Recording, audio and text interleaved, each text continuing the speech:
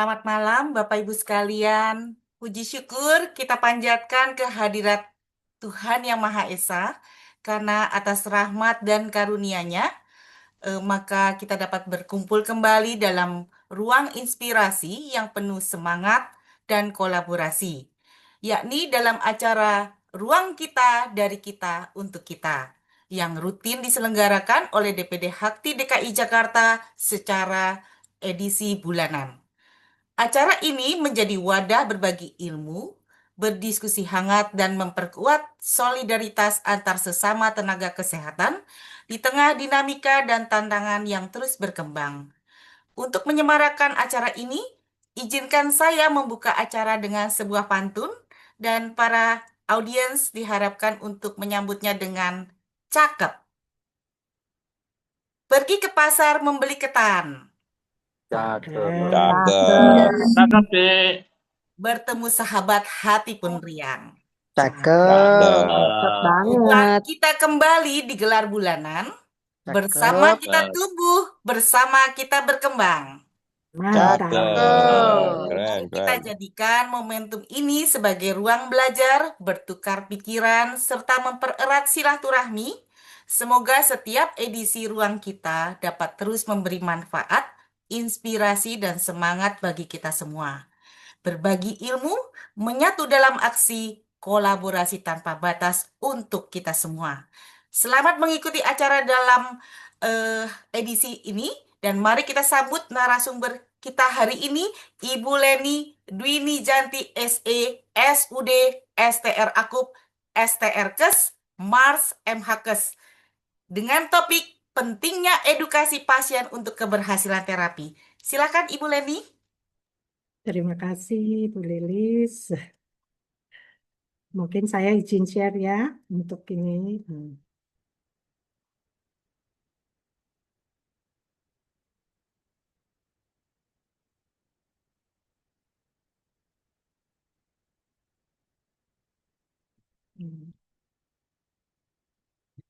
Mungkin kita mulai aja ya, Bu Lilis ya.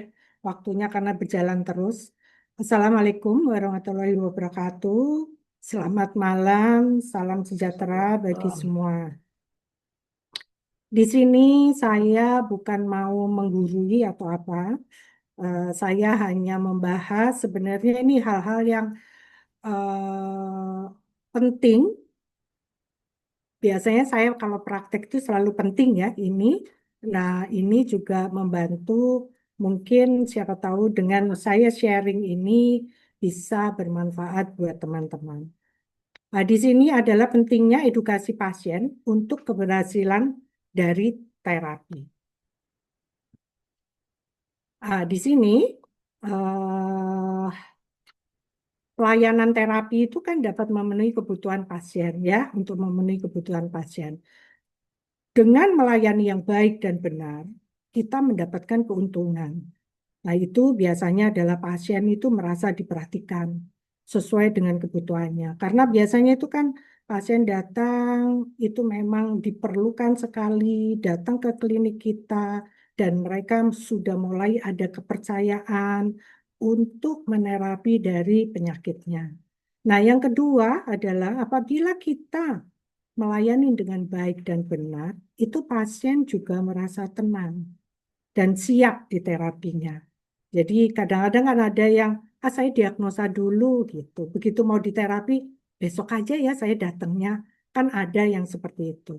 Tapi ini kita langsung pasien itu merasa tenang dan siap untuk diterapi apabila kita memang melayani dengan baik dan benar. Dan kalau kita melayani dengan baik dan benar, pasien itu akan menjadi loyal kepada tempat terapi kita. Nah, di sini tidak perlu lagi kita takut dengan saingan banyaknya tempat yang dibuka untuk terapi, terus nanti kita kehilangan pasien atau apa. Udah nggak perlu lagi takut itu. Apabila dengan pelayanan yang benar, itu pasien menjadi loyal kepada tempat terapis kita. Nah, dari sini kan mungkin kadang-kadang kita juga tidak pernah terfikir bahwa dengan melayani yang benar itu akan mendapatkan keuntungan yang luar biasa untuk kita. Selanjutnya adalah, nah di sini apa yang harus dilakukan pada saat pasien datang berobat? Nah, yang harus dilakukan adalah selain mendiagnosa pasien sesuai dengan keluhannya dan menjelaskan tentang penyebab penyakitnya, kenapa sih dia sakit ini, karena apa, nah gitu. Nah, yang penting di sini adalah memberikan edukasi kepada pasien tentang penyakitnya. Nah, jadi di sini sehingga kita kalau menerapi, kalau kita menerapi itu kan kita tidak mengikuti pasien sampai 24 jam. Dan kita tidak mungkin WA, bagaimana Bu, apa segala gitu. Nah, itu kita tidak perlu lagi. Apabila kita pada saat pasien itu datang dan kita memberi edukasi sesuai dengan penyakitnya, maka dia akan mengerti dan dia melakukan dengan sendirinya gitu. Kadang-kadang ini untuk pasien yang bandel-bandel itu kita biasanya memberi edukasi. Begitu memberi edukasi, begitu dia merasakan apa yang kita berikan, oh iya ya, berarti di sini nih saya sakit. Nah, biasanya seperti itu yang terjadi. Lanjut, lah, mana? Nah, ini pasien-pasien yang berkunjung ke tempat kita itu kebanyakan kan penyakitnya umum ya. Meskipun ada penyakit lain yang ya aneh-aneh gitu ada. Tapi kebanyakan tuh diabetes, hipertensi, lambung, obesitas. Nah, seperti gitulah. Itu biasanya yang paling umum yang sering datang ke kita. Nah, itu di sini. Nah, cara mengedukasi pasien itu bagaimana sih kalau dia berkunjung ke tempat terapis? Apabila nih pasien nih tahu-tahu datang nih, kebanyakan kan pasien-pasien sudah lama atau pasien yang baru, dia tuh selalu membawa hasil dari laboratoriumnya kepada kita. Biasanya berhubungannya itu, waduh kolesterol saya tinggi, waduh ini saya eh, apa diabetes saya tinggi, ini bagaimana ya gitu. Memang ini adalah ranah dari tenaga medis, tapi di sini pelayanannya kita ini juga harus tahu gitu. Sekarang tuh kan banyak ya keterangan di Google atau apa atau di buku-buku kita boleh baca gitu. Paling enggak kita itu enggak buta sama sekali. Kalau kita buta sama sekali atau bilang bahwa oh, enggak bisa, kita ini adalah tradisional, tidak ada itu yang namanya kolesterol, adanya itu lembab apa gitu. Pasiennya enggak ngerti. Nah, kalau seperti pasiennya nggak ngerti gitu, dia juga bingung harus mau ngapain gitu. Nah, makanya dengan gitu kita juga harus bisa untuk paling nggak menjelaskan, nggak usah sampai detail atau bagaimana, tapi paling nggak itu tahu. Nah, biasanya kita itu menjelaskan dengan bahasa yang mereka ngerti gitu. Kalau kita bahasanya yang terlalu tinggi atau bahasanya yang mereka nggak ngerti, ya sampai di rumah dia apa itu saya nggak tahu gitu. Pokoknya saya di terapi, udah gitu aja. Nah, di sini saya jelaskan, misal nih kalau berhubungan dengan kolesterol. Dengan kolesterol ini ada yang namanya HDL. Nah, HDL ini biasanya kalau untuk pasien dokter nih, HDL-nya, oh HDL-nya tinggi, bagus nih. Ini adalah kolesterol yang baik gitu. Yang dimaksud kolesterol baik itu apa sih gitu. Nah, di sini harus dijelaskan bahwa HDL itu adalah membersihkan kolesterol yang ada di pembuluh darah semua. Nah, setelah dibersihkan sama dia itu dibawa ke liver untuk dibuang. Itu adalah HDL. Nah, kalau LDL itu biasanya dokter pun juga bilang ini kolesterol jahat, katanya gitu. Kalau tinggi harus diturunkan karena ini kolesterolnya adalah kolesterol jahat, katanya. Nah, sebenarnya kolesterol jahat itu yang dimaksud adalah karena LDL ini adalah yang dikeluarkan oleh liver, itu kolesterol yang dikeluarkan oleh liver. Jadi protein maupun lemak yang dikeluarkan oleh liver yang berkeliling di pembuluh darah kita. Nah, sebenarnya itu tidak jelek. Dia jelek apabila kita mengkonsumsi gula terlalu tinggi. Nah, disinilah yang menyebabkan bahwa LDL ini menjadi kolesterol jahat yang bisa menyumbat di mana-mana di pembuluh darah.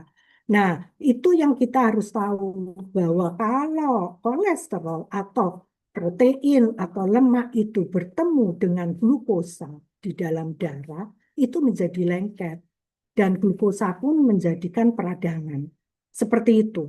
Nah, sebenarnya LDL sendiri ini bukan kolesterol yang jahat seperti apa. Dia jahat kalau dia menjadi penyumbatan yang kita mengkonsumsi gula yang kebanyakan gitu. Nah, padahal LDL ini dibutuhkan untuk menyembuhkan. Misal nih, kita pada saat stres, pada saat ya maksudnya kan sekarang ini kondisi seperti ini kan banyak orang yang stres, panik yang sampai. Nah, itu kebanyakan dari sel yang ada di otak itu ada mengalami kerusakan.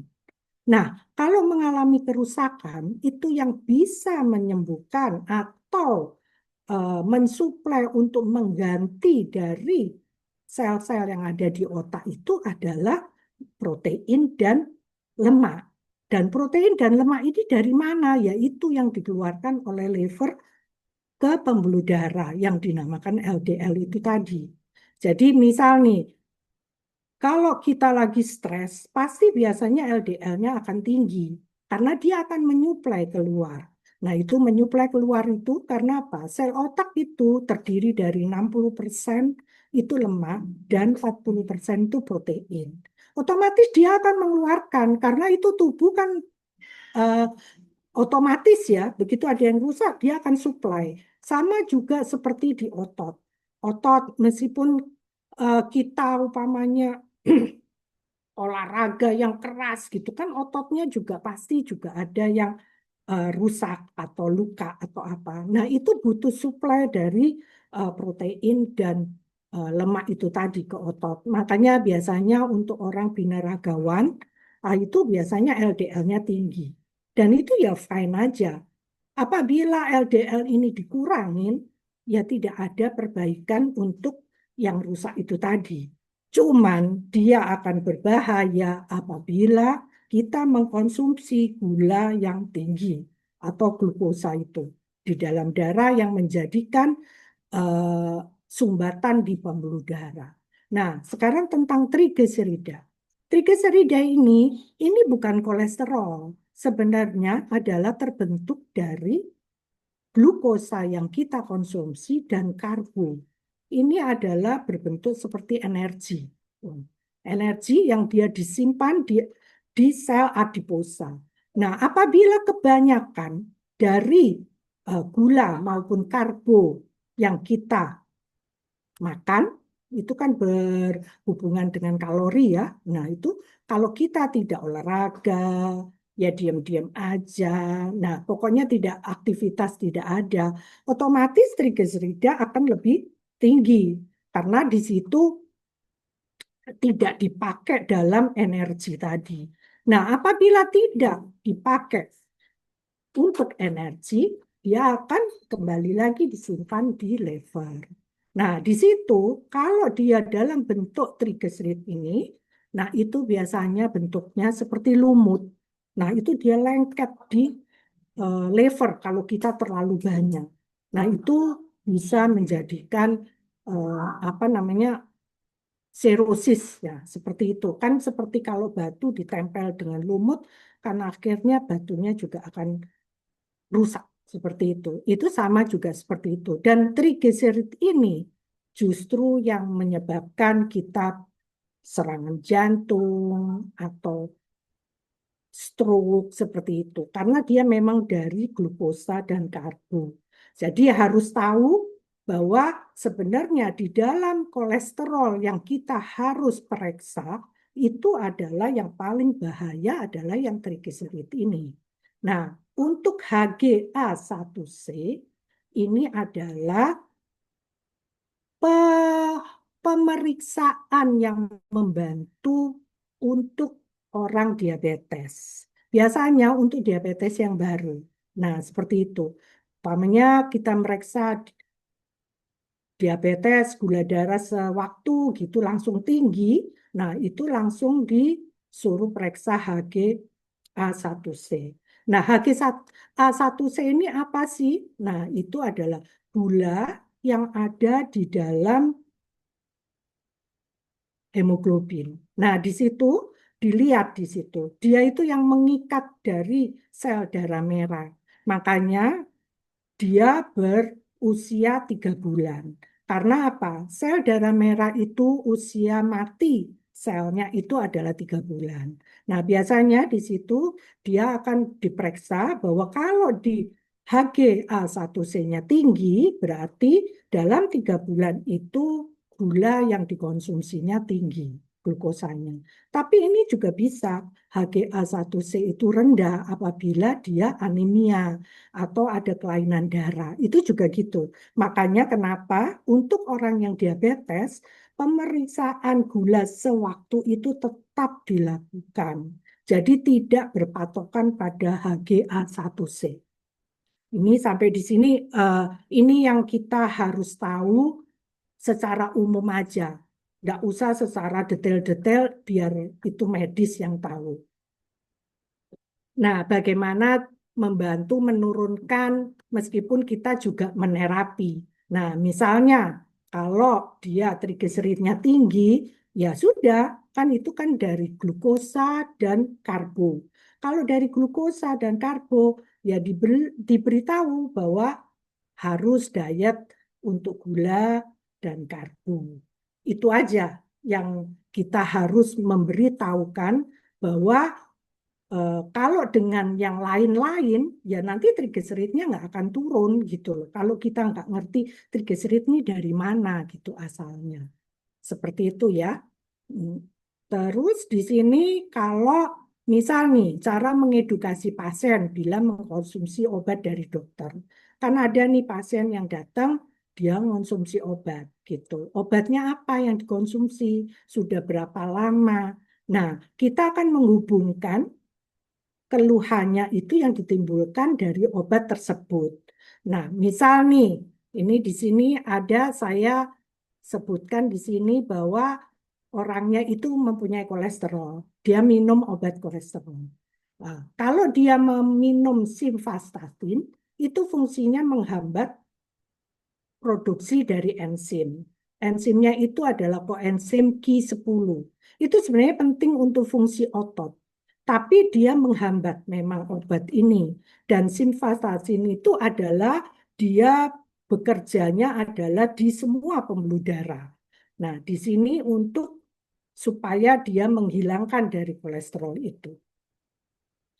Nah, di sini efek sampingnya adalah apa? Efek sampingnya adalah nyeri otot. Nah, itu kalau umpamanya kita menanya, oh ya saya minum obat kolesterol tapi sakit semua badan saya. Nah, itu dijelaskan di situ. Nah, supaya kita tetap terapi, tapi ibunya itu tahu gitu. Bahwa atau bapaknya ini tahu bahwa kalau minum itu ada efeknya. Karena ya itu tadi bahwa obat itu apa fungsinya. Nah, biasanya simvastatin ini diberikan kepada yang kolesterolnya tinggi. Makanya dia diberikan kepada orang yang untuk membersihkan di pembuluh darah itu yang banyak kolesterolnya. Makanya kenapa kalau sampai dokter memberi simvastatin itu adalah kolesterolnya sudah dianggapnya cukup tinggi. Nah, ini yang harus tahu untuk pasien kalau minum obat ini itu tidak boleh bersamaan dengan memakan buah jeruk. Karena jeruk itu mengandung postasium yang tinggi sekali. Nah, itu kan di sini dia kan menghambat ya produksi enzimnya yang untuk fungsi otot. Nah, postasium itu juga untuk fungsi otot. Nah, dia dari di situ kalau bersamaan itu akan menimbulkan efek dari kelemahan otot. Ototnya jadi orangnya jadi lemes gitu loh. Maksudnya eh, nggak kuat seperti biasanya karena dia lemah ototnya. Nah, itu itu yang harus tahu apabila si pasien itu mengkonsumsi obat itu. Nah, kalau kita dengan memberi edukasi itu, paling enggak pasien di rumah sudah mengerti, oh iya ya, saya di terapi, terus hasilnya enak nih ototnya, sudah tidak rasa nyeri, tapi terus habis itu besok dia minum lagi, ada rasa nyeri sedikit. Nah, kita bisa terapi lagi, sampailah istilahnya kolesterol itu turun. Nah, itu kan bagus. Nah, terus kalau dia tidak memakan jeruk, ya dia bersamaan dengan obat ini, ya dia tidak akan menimbulkan efek kelemahan dari otot itu tadi. Nah, ini kalau misalnya tingkat kolesterolnya tidak terlalu tinggi, lebih baiknya menggunakan avostatin. Ini fungsinya menghambat produksi kolesterol di hati. Jadi dia bukan yang di pembuluh darah, tapi dari hati dia menghambat produksi kolesterolnya yang keluar dari hati. Cuman ini juga banyak, saya punya pasien itu bahwa dia menggunakan kolesterol ini gitu. Akhirnya LDL-nya menjadi rendah. Kan dia tidak mengeluarkan protein dan lemak ya gitu. Cuman untuk yang pasien-pasien misal seperti Parkinson atau yang ya apa namanya yang agak goyang. Jadi semua yang berurusan dengan otak itu agak lemah, menjadi lebih lemah karena dia dihambat produksi kolesterolnya di hati itu. Jadi ya kita kembalikan lagi ke medisnya, coba ditanyakan bagaimana nih dengan kita lemah. Karena kita terapi terus juga, kalau terus dihambat juga tidak ada perbaikan, ya orangnya akan menjadi lemah. Seperti itu. Tapi kalau kolesterolnya tidak terlalu tinggi, enggak usah minum obat, kita beritahu dengan edukasi bahwa diet, makanan yang berkolesterol atau apa, ya fine aja, dia akan turun kolesterolnya, meskipun LDL-nya tinggi adalah dia untuk memperbaiki dari otaknya, dan dia tidak merasakan menjadi lebih lemas, atau nggak bisa mikir, ngeblank gitu. Nah, itu kebanyakan seperti itu. Nah, di sini untuk penyakit yang hipertensi. Biasanya datang hipertensi. Kadang-kadang kan tanya, bilang bahwa kenapa ya kaki saya bengkak. Nah, bengkaknya itu biasanya lebih kilap gitu ya, ada airnya gitu. Maksudnya kelihatan memang bengkak air. Nah, itu kita tanyakan di situ. Apakah minum ada obat hipertensi atau apa? Karena apa? Amlodipin itu mempunyai efek samping edema di perifer. Jadi dia menyebabkan pembengkakan pada kaki, pembengkakan pada kaki atau pergelangan kaki. Karena apa? Obat ini itu melebarkan pembuluh darah. Nah, menyebabkan cairan menumpuk pada jaringan perifer ini. Jaringan ini di luar sistem saraf pusat. Makanya dia biasanya bengkaknya itu airnya itu kelihatan, maksudnya kulitnya kayak kilap gitu, seperti mengkilap seperti gitu. Nah, dengan kita memberi edukasi itu kan biasanya bisa tahu dari si pasien ini. Sebenarnya banyak membantu dari hipertensi itu. Dari makanan yang dimakan atau istirahat yang benar, itu sebenarnya juga membantu untuk menstabilkan dari hipertensi. Nah, ini harus dijelaskan kepada pasien untuk mempercepat dia sehat kembali dan tekanan darahnya menjadi normal. Ini kalau yang hipertensi. Nah, ini untuk kasus diabetes. Diabetes juga gitu. Nah, tadi kan sudah diberitahu untuk trigliserid, untuk HGA1C seperti itu. Nah, ini di sini edukasi yang diberikan apabila kadar gulanya nggak stabil, tapi dengan diet yang mengandung glukosa. Kan selalu begitu. Nah, kadang-kadang tuh ada yang bilang, saya sudah diet, minum, makan buah gitu. Nah, di sini juga harus diberitahu bahwa buah itu semua mengandung fruktosa. Fruktosa itu di bawahnya glukosa. Tapi juga kalau kita banyak, ya tetap aja glukosanya akan naik.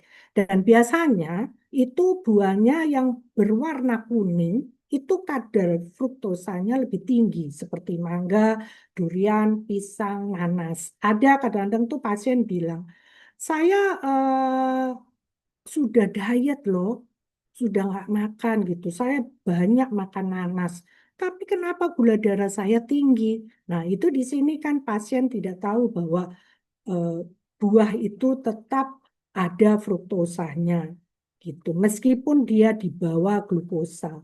Nah, cuman ya itu tadi, yang berwarna kuning akan lebih tinggi dibanding warna eh, buah-buah yang tidak kuning. Nah, di sini kan untuk tahu apabila gula darah stabil, maka tidak terjadi peradangan. Protein dan lemak dikonsumsi apabila bertemu dengan glukosa, yaitu akan lengket.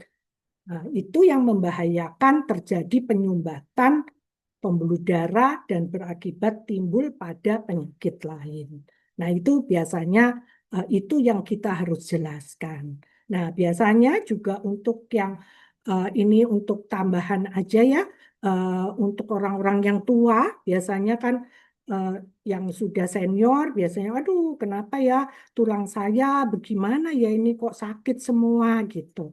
Nah, biasanya kan gitu, oh ya minum aja kalsium atau apa. Nah, cuman kalsium itu yang berbahayanya adalah bisa mengendap di pembuluh darah menjadi plak.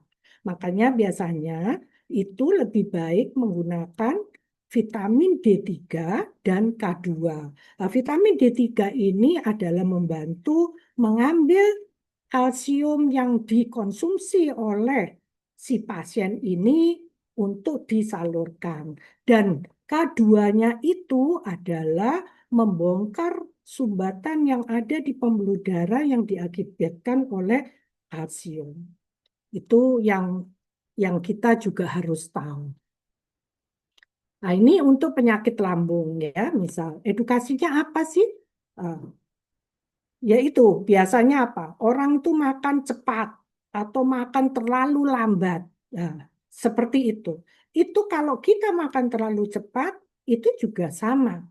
Orang termakan terlalu lambat juga sama. Itu tidak akan menghasilkan nutrisi yang baik. Nah, biasanya itu makan dilakukan yang benar dengan durasi makan 10 menit. Karena apa? Tubuh ini adalah butuh proses. Apabila kita makan dengan fokus, itu hasil dari nutrisinya akan bagus. Makanya biasanya saya kalau bicara dengan pasien, coba deh makan dengan durasi 10 menit kan nggak terlalu lama, tapi tidak main handphone, tidak bekerja yang lain. Memang benar-benar makan, bedakan dengan makan, kita dengan main handphone atau bekerja dengan yang lain, nah itu nanti bedakan energi yang didapat oleh tubuh kita. Dan dengan kita memberi edukasi itu, biasanya pasien bisa mengerti dan dia biasanya melakukan dengan perbedaan itu dan dia bisa bercerita Pukul kembali kepada kita. 8.30. Oke. Nah, ini untuk diet. Nah, kalau untuk yang makanan yang ber apa namanya tepung-tepungan itu mengandung gluten ya, mengandung gluten itu bagi yang dia sensitif itu merusak dinding usus halus maupun dari lambung. Yang dirusak adalah mukosanya. Nah, mukosanya ini kalau dirusak, itu penyerapan makanannya akan menjadi lebih sedikit. Jadi dia tidak bisa gitu. Makanya dia konsumsinya nutrisinya tidak baik yang dipakai oleh tubuh. Dia tetap gemuk tapi tidak bisa menyehatkan dari organnya. Nah, ini di sini untuk yang obesitas, makanya kenapa selalu kita menggunakan pola makan dan cara mengolah makannya itu tadi. Kalau dari tepung-tepungan adalah mengandung gluten dan dia juga menjadikan indeks glikemik tinggi karena dia adalah molekulnya sudah kecil-kecil yang langsung diserap, yang akhirnya insulin yang diproduksi oleh tubuh menjadi lebih tinggi. Nah, di sini adalah perlunya kita memberi edukasi kepada pasien untuk supaya tahu bahwa apa yang bisa dilakukan, apa yang bisa dimakan, tapi yang boleh dimakan sesuai dengan keadaan tubuhnya. Itu. Terima kasih. Semoga bermanfaat dalam melakukan kesehatan praktek sehari-hari. Sudah, terima kasih. Ya, terima kasih Bu Leni.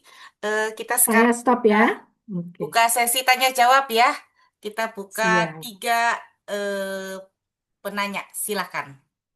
Bisa langsung raise hand.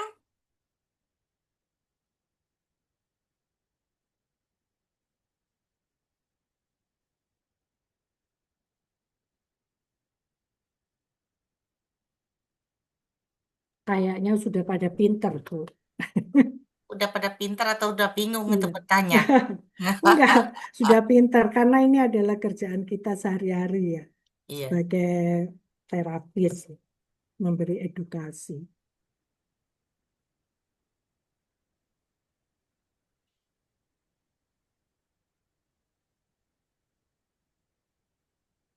Jangan malu-malu bertanya. Ini mumpung ada Bu Leni yang kita membahasnya topiknya untuk edukasi pasien. Silakan. Iya. Pak Kosasi, silakan di unmute. Eh, Makasih Bu Krinis. Saya mau nanya, selamat malam Bu Reni. Malam, Pak. Saya mau tanya, kalau kita, misalnya ya, maaf ya, kita, halo, Iya, Pak. Lanjut, Pak, lanjut. ya, kita misalnya, kita melakukan terapi di tempat Mm-mm. pasien ya, misalnya kita sebagai home care misalnya ya, kita punya Ya, sifat tapi kita home care itu untuk menghindari tuduhan pengalaman Bu Reni supaya kita terhindar dari tuduhan-tuduhan eh, malpraktek gimana caranya?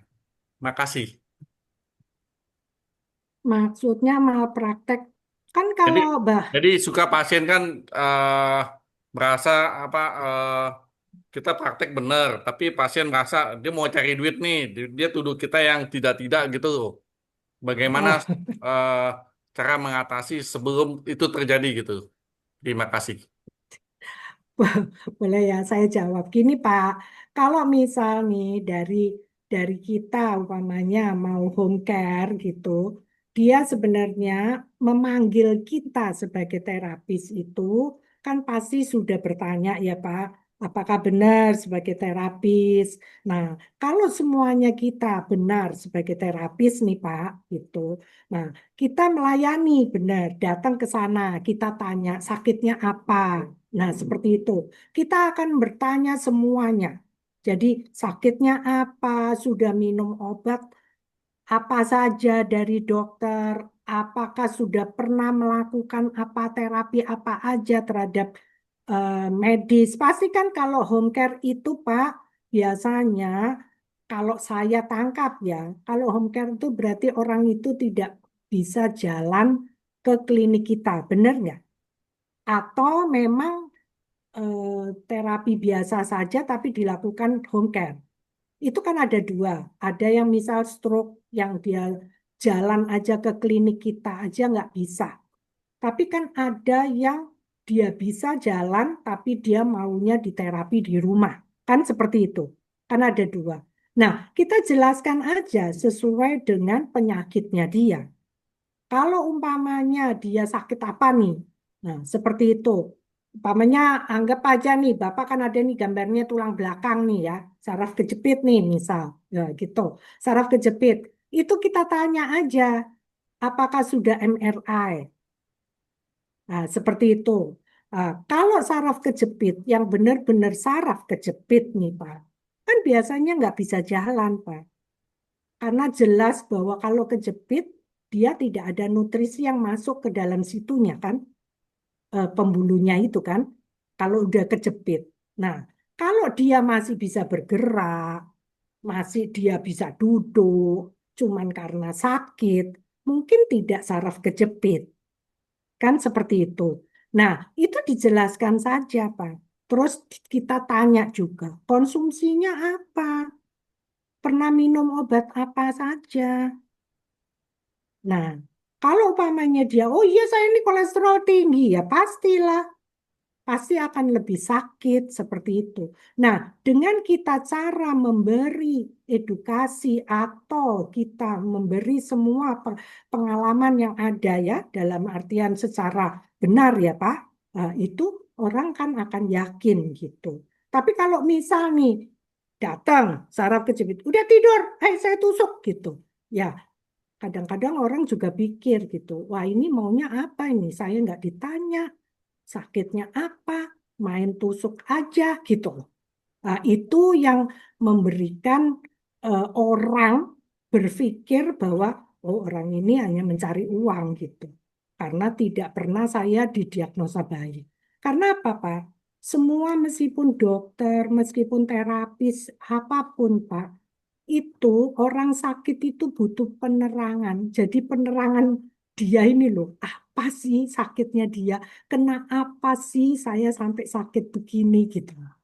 Tapi kalau kita memberi penjelasannya benar dan mengarah ke situ dan dia merasakan sesuai dengan yang kita bicarakan, dia akan menjadi eh, trust ya, percaya gitu terhadap kita.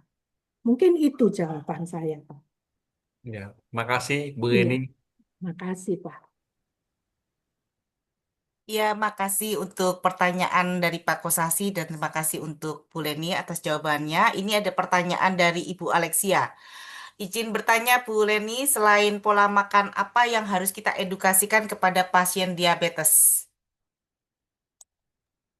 Nah, kalau pasien diabetes ini kan sudah jelas bahwa gula itu adalah menjadikan peradangan dan menjadikan apabila ada protein dan lemak akan menjadi lebih lengket dan menjadi penyumbatan di pembuluh darah. Kan seperti itu.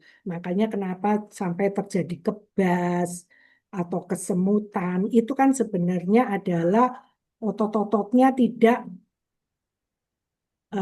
kena nutrisi karena ya kesumbat itu tadi.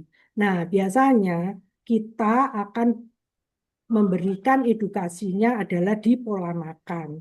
Biasanya pola makan itu karbohidrat yang tertinggi glukosanya itu kan adalah dari nasi ya. Eh, Nasi. Dan ingat bahwa nasi itu kalau dimasak dengan panas yang lama, pokoknya semakin dia lama, ya semakin glukosanya tinggi. Makanya biasanya kalau orang sudah diabetes, nggak boleh itu yang namanya makan bubur. Kadang-kadang tuh ada yang bilang, saya udah nggak makan nasi, saya makannya bubur. Lah, sama aja berarti kan? Berarti itu lebih tinggi lagi seperti itu. Nah, terus habis itu diberitahu, janganlah makan yang molekulnya sudah kecil-kecil, jadi yang menjadikan indeks glikemiknya tinggi. Jadi pembuatan dari insulin itu kan tinggi. Tapi kalau orang yang diabetes itu kan pasti pembuatan insulinnya sudah berkurang. Tapi kalau dia umpamanya dibuat seperti itu, nah dia akan menjadi gulanya akan gula darahnya akan tinggi terus. Kan seperti itu. Nah, makanya kita harus beritahu. Nah, seperti makan buah yang warnanya kuning, itu fruktosanya tinggi, seperti itu. Dan umbi-umbian itu semua itu sebenarnya gulanya tinggi. Makanya untuk mengurangi, jangan direbus, dikukus, seperti itu. Nah, kalau merubah dari karbonya, mungkin jangan makan nasi, bisa diganti oleh kentang. Nah, kentang itu ORP-nya itu negatif. Nah, itu biasanya kentang itu kalau ORP-nya negatif, kalau dicampur dengan lemak dan protein, dia tidak melengket gitu. Seperti itu. Nah, mungkin ya dibiasakan dengan makan kentang atau dikurangi, atau kalau enggak makan yang seratnya tinggi, karena seratnya tinggi seperti sayurnya itu tinggi. Nah, kalau seratnya tinggi, otomatis kan serat-serat dari sayur itu mengambil gula darah di pembuluh darah. Seperti itu, Bu. Jadi kita biasanya memberitahunya seperti itu. Karena apa? Gula yang dipakai untuk tubuh kita itu kalau dalam bentuk gula itu biasanya cuma 2 sendok teh. Itu kalau dalam bentuk gula. Padahal kita makan yang bergula itu kan banyak sekali gitu. Mungkin dari karbohidratnya, mungkin dari buahnya, mungkin nanti nyemil apanya, belum minum tehnya. Nah, seperti itu. Jadi diberitahu. Biasanya saya itu selalu mengedukasinya sama pasien karena saya pernah coba bahwa saya itu mengaduk gula di gelas yang manis sekali. Pokoknya gulanya banyak, yang manis sekali, itu dimasukkan daging, itu dimasukkan. Nggak lama itu jadi lembek sekali dagingnya. Itu gimana kalau kita ini otot kita ini semua di dalam tubuh kita ini direndam sama gula. Kalau umpamanya orang diabetes itu kan 300, 400 itu kan berarti tinggi sekali ya. Ya, gimana nggak rusak semua? Makanya biasanya diabetes itu akhirnya menjadi komplikasi kemana-mana. Itu yang bisa saya apa namanya biasanya mengedukasinya kepada pasien seperti itu. Gimana, Bu? Cukup jawaban Sel- saya?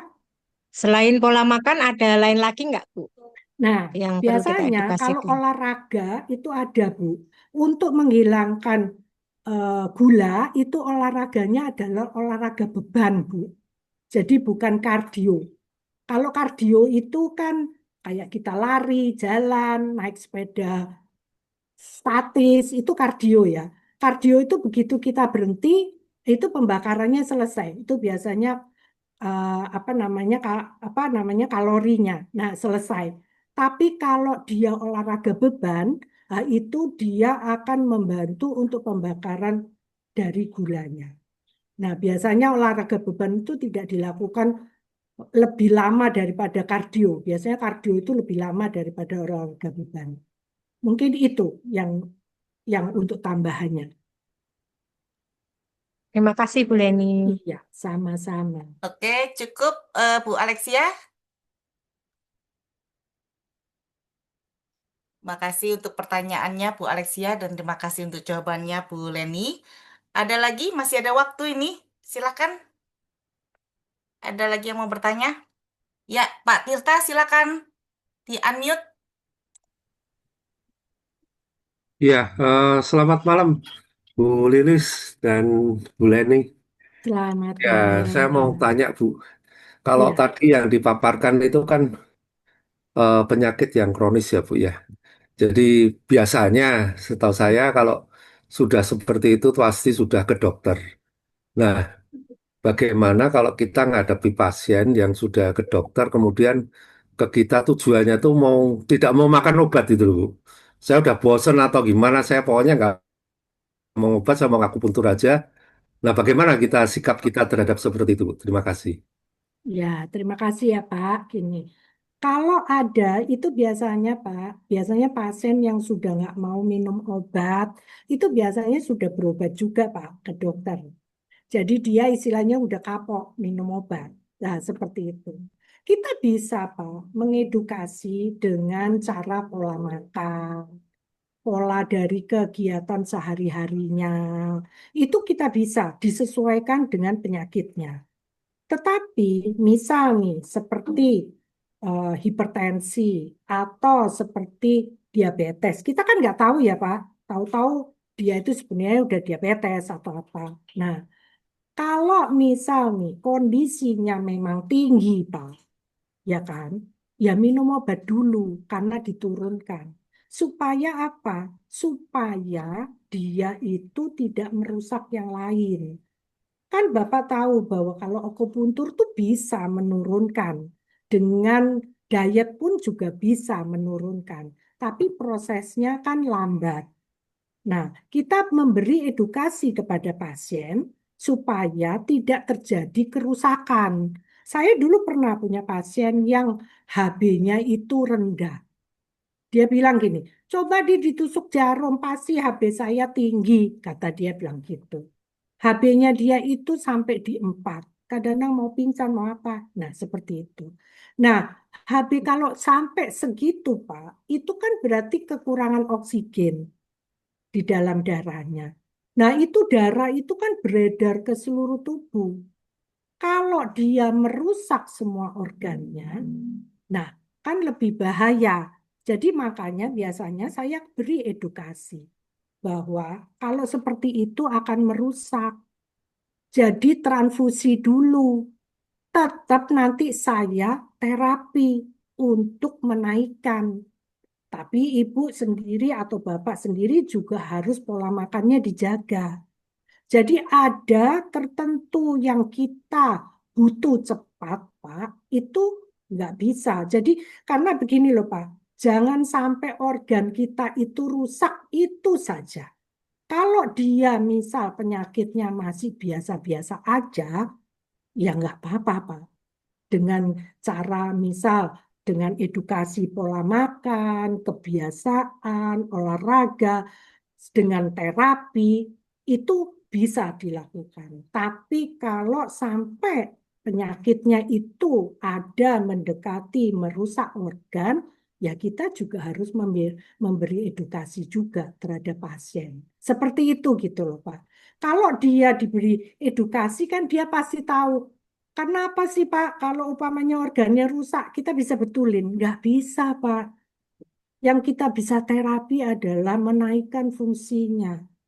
Tapi kalau tidak rusak, dia hanya biasa saja, belum terlalu parah, itu fine. Bisa dengan pola makan, pola istirahat yang benar, dengan terapi yang rutin, itu pasti oke, bisa tanpa obat.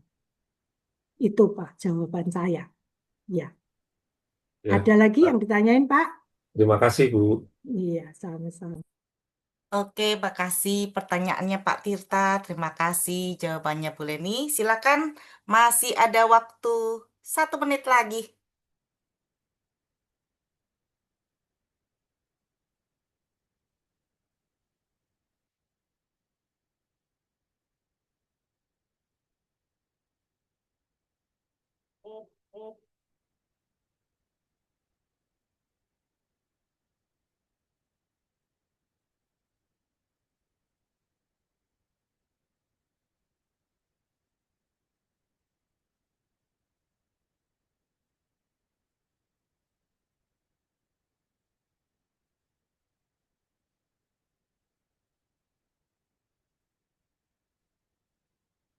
Ya, Bu Hamidah, ada pertanyaan? Oh, bukan pertanyaan, materi. Siap, nanti materi lewat Ibu Lilis.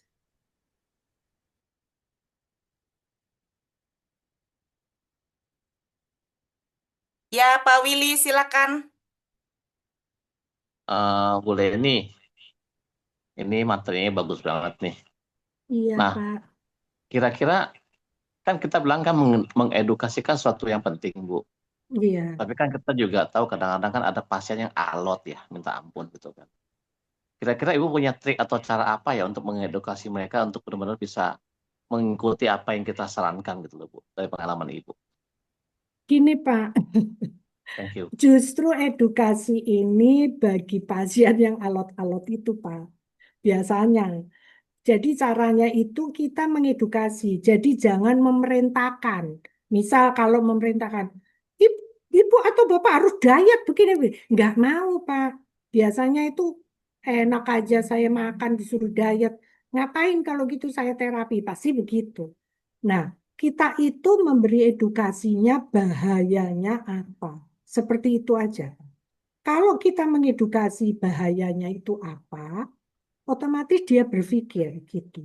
Wah, kalau saya lakukan gitu, berarti saya yang rusak. Istilahnya merusak. Nah, selalu saya itu menekankan kepada pasien, jangan merusak organ kita sendiri. Karena kalau sudah merusak itu nggak ada yang bisa memperbaiki. Kalau sudah rusak, ya paling apa? Implan. Karena apa yang nyiptain organnya sudah Tuhan. Istilahnya kan begitu. Jadi sudah nggak mungkin. Kalau kita menerapi, dokter pun menerapi itu semua, juga kondisinya adalah apa namanya untuk fungsinya supaya meskipun organnya ini sudah sekarat istilahnya, tapi fungsinya dibuat agak bagus seperti gitu supaya orangnya masih bisa menjalani hidupnya. Seperti itu, Pak. Nah, biasanya saya mengedukasinya adalah bahaya-bahayanya itu. Apabila begini, tapi ya sudah nggak usah bilang, Ibu Bapak kalau begini-begini, jangan, Pak. Karena pasien itu kalau dibilang seperti itu pasti nolak. Tahu apa kamu daripada saya? Pasti begitu, Pak. Nah, biasanya saya masih ngasih tahu aja gitu bahwa ya sudah, kalau memang makan gula banyak, nanti kalau ada penyumbatan, kalau ada serangan jantung, yang salah siapa? Cuman begitu doang. Tapi diberitahu bahwa gula itu akan membuat peradangan kalau ketemu lemak dan protein melengket jadi plak, kan seperti itu. Sumbatan seperti itu. Padahal obat-obat itu apa namanya hipertensi itu sebenarnya kan dia mencegah jantungnya kan supaya tidak mompanya besar. Makanya obatnya habis ya dia tinggi lagi kan tensinya. Kan enggak bongkar itunya kan, sumbatannya kan. Nah, seperti itu. Padahal kalau tubuh energinya jalan bagus, sinya bagus, itu sebenarnya sumbatan kan akan terkikis juga gitu loh. Nah, kita juga memberi edukasi, jangan terus umpamanya, wah kaki saya sakit semua, saya minum kalak, minum susu apa gitu. Tahunya juga jadi sumbatan juga di pembuluh darah kalsiumnya. Kalau dia tidak mengkonsumsi K2. K2 itu kan ada di sayur gitu. Jadi nggak harus pelnya seperti itu kalau umpamanya nggak pakai pel istilahnya kan gitu kan ada di sayur apa. Nah itu dia membersihkan kalsium di pembuluh darah. Makanya kenapa kalau orang ada yang itu apa namanya serangan jantung, nah biasanya dia akan diperiksa di pembuluh darahnya ada plak kalsium enggak juga gitu. Jadi plaknya itu kan terjadi juga seperti itu. Nah kalau kita memberi edukasinya seperti itu, dia akan takut sendiri Pak. Takut sendiri, kita nggak usah merentah-merentah. Dia udah bilang besoknya atau berapa hari lagi terapi bilang, saya sudah nggak makan itu loh, saya sudah begitu Pak biasanya. Tapi kalau Bapak paksain, oh marah Pak. Tahu mana kamu sama saya? Pasti begitu. Itu yang harus kita ya sabar gitu. Tapi begitu dia tahu manfaatnya, dia akan loyal terhadap kita sebagai terapis.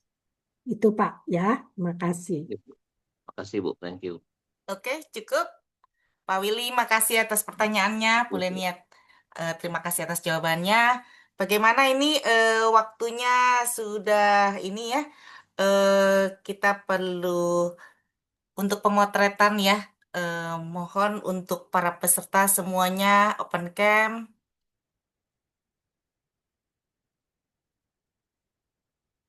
Oke, udah siap semuanya? Sebentar. Bentar, Stanley.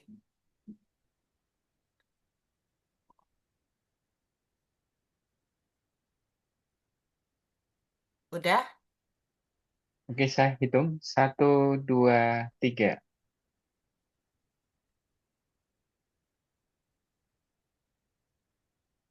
1, 2, 3.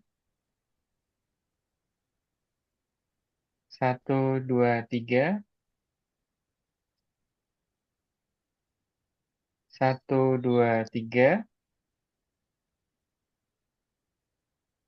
1, 2, 3. Ini ada yang masih tertutup. Oke, 1, 2, 3.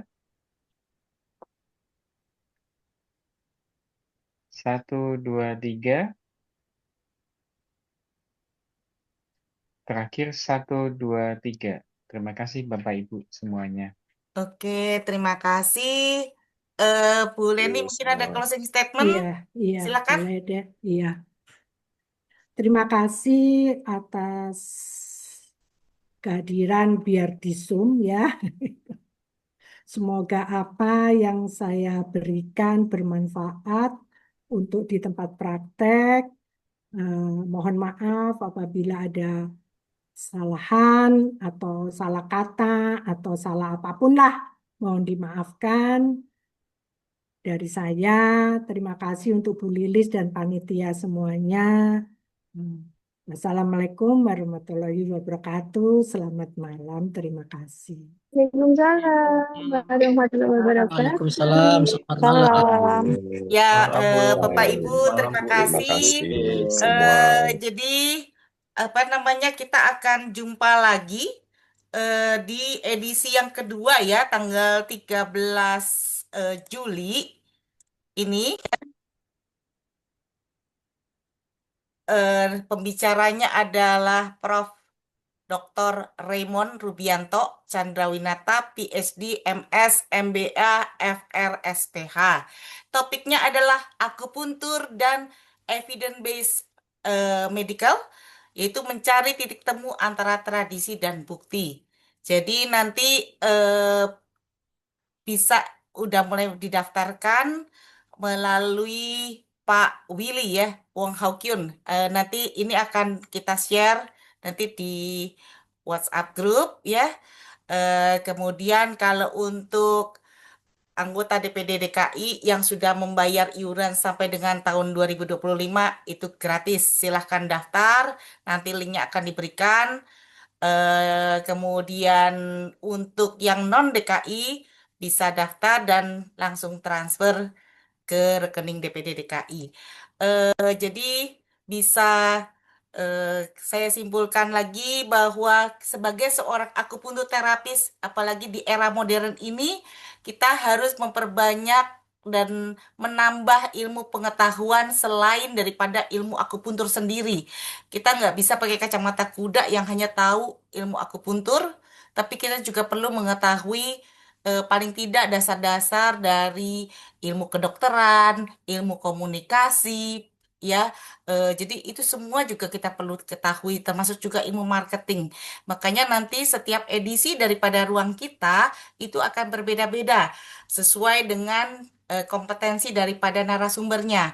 Jadi silakan disimak terus.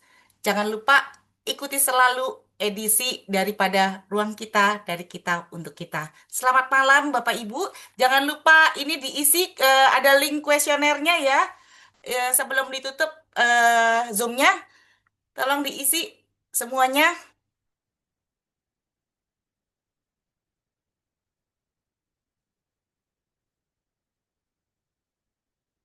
Kita akan ketemu lagi pada tanggal 13 Juli ya, 2025 edisi kedua. Dan untuk Bapak Ibu yang berminat untuk mengikuti besok ya, hari Senin itu juga ada, kalau itu gratis, untuk program kemitraan. Silakan juga didaftar, jangan sampai lewatkan karena itu sangat bermanfaat tentunya buat kita semua. Oke, sudah pada isi semuanya kuesioner ya?